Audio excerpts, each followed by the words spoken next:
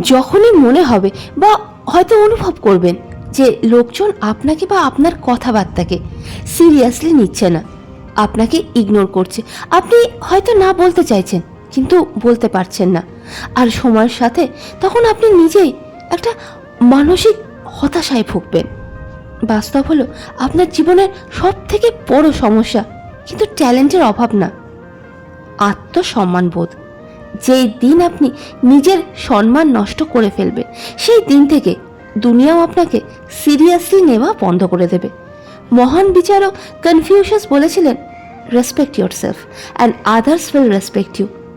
এর মানে হলো আপনি যদি নিজেকে সম্মান না দেন তাহলে দুনিয়া থেকে সম্মান আশা করা বেকার।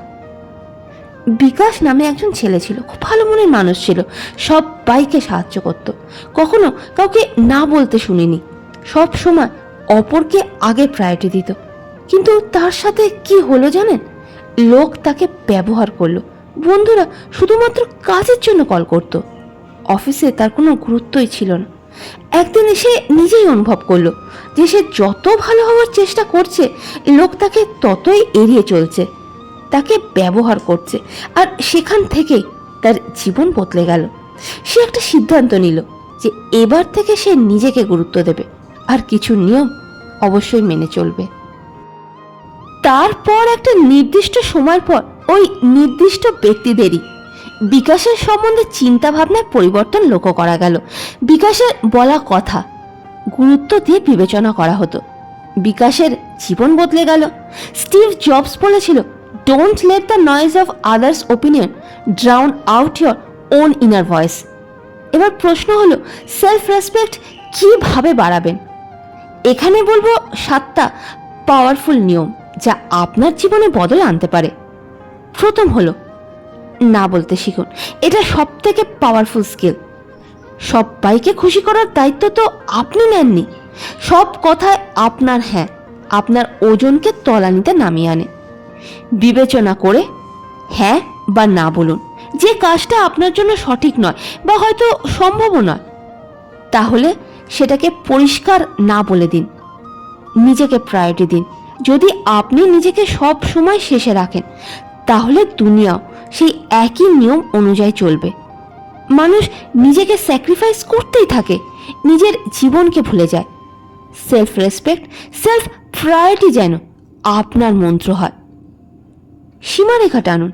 চারপাশের মানুষ ততটাই সাহস পায় যতটা আপনি তাকে অনুমতি দেন। যদি আপনি সব সময় অ্যাভেলেবেল থাকেন, তাহলে আপনার গুরুত্ব কমে যায়। ওভার থিঙ্কিং বন্ধ করুন।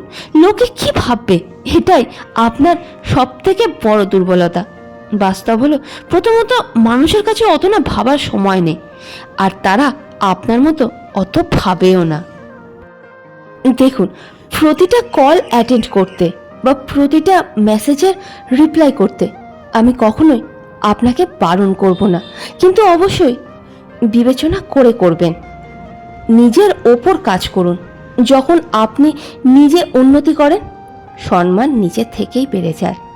স্কিলস, কমিউনিকেশন, পার্সোনালিটি সম্মান অর্জন করতে সাহায্য করে।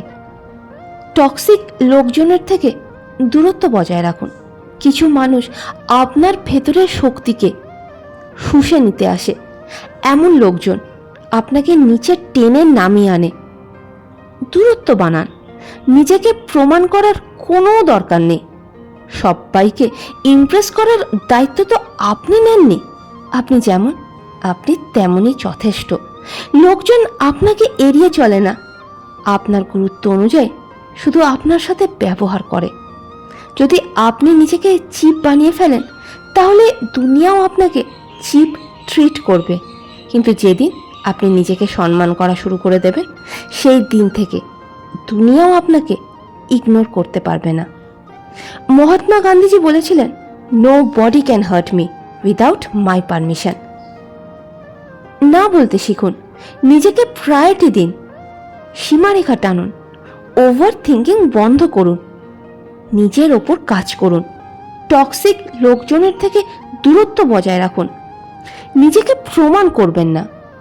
মনে রাখবেন, দুনিয়া আপনাকে সেই মূল্যই দেবে যে মূল্য আপনি নিজেকে দেবেন। যদি আজ আপনি নিজেকে সম্মান দেওয়া শুরু করে দেন, তাহলে কাল থেকে দুনিয়াও আপনাকে এড়িয়ে চলতে পারবে না। তাহলে কমেন্টে লিখুন সেলফ রেসপেক্ট, আর এমনই পাওয়ারফুল ভিডিওসের জন্য চ্যানেলকে সাবস্ক্রাইব অবশ্যই করুন।